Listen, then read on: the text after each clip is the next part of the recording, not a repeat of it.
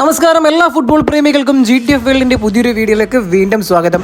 അർജന്റീനയും അതുപോലെ തന്നെ മെസ്സിയും കേരളത്തിലേക്ക് വരുന്നതിനെ തുടർന്നുള്ള പുതിയൊരു അപ്ഡേറ്റുമായിട്ടാണ് ഈ ഒരു വീഡിയോ ഭാഗത്ത് ഞാൻ വന്നിട്ടുള്ളത്. നേരെ വീഡിയോയിലേക്ക് കടക്കുന്നതിന് മുമ്പ് ഇതുപോലത്തെ കൂടുതൽ അപ്ഡേറ്റുകൾക്കായും ISL അപ്ഡേറ്റുകൾക്കായും ചാനൽ ഇതുവരെ ആരും സബ്സ്ക്രൈബ് ചെയ്തിട്ടില്ലെങ്കിൽ സബ്സ്ക്രൈബ് ചെയ്ത് തുടർന്ന് വരുന്ന ബെൽ ബട്ടൺ കൂടെ ഇനേബിൾ ചെയ്യുക.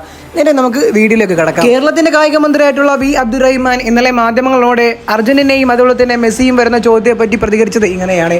ഈ വരുന്ന ഒക്ടോബർ 25 മുതൽ അതുപോലെ തന്നെ നവംബർ 2 വരെ കേരളത്തിൽ മെസ്സിയും അതുപോലെ തന്നെ അർജന്റീന ടീമും ഉണ്ടാകുന്ന രീതിയിലാണ് അദ്ദേഹം പ്രതികരിച്ചിരുന്നത്. ഉടൻ തന്നെ മാധ്യമങ്ങളിലും അതുപോലെ തന്നെ ഇന്ത്യ ഒട്ടാകെ ചർച്ച ചെയ്യപ്പെടുകയും ചെയ്തിരുന്നു. എന്നാൽ ഉടൻ തന്നെ മറ്റൊരു അഭിമുഖത്തിൽ അദ്ദേഹം പറയുകയുണ്ടായി, അത് വിദ്യാർത്ഥികളോട് മോട്ടിവേഷൻ എന്ന രീതിയിലാണ് വിശദീകരിച്ചിരിക്കുന്നത്. അപ്പോൾ അദ്ദേഹം പറഞ്ഞത് യാഥാർത്ഥ്യമായിട്ടുള്ള കാര്യമല്ല എന്ന് തന്നെയാണ് എല്ലാവർക്കും മനസ്സിലാക്കാൻ സാധിക്കുന്നത്. എന്തായാലും മലയാള ഫുട്ബോൾ പ്രേമികളും അതുപോലെ തന്നെ അർജന്റീന ആരാധകരും കാത്തിരിക്കുകയാണ് മെസ്സിയും അർജന്റീന ടീമും കേരളത്തിലേക്ക് എത്തുവാൻ വേണ്ടി.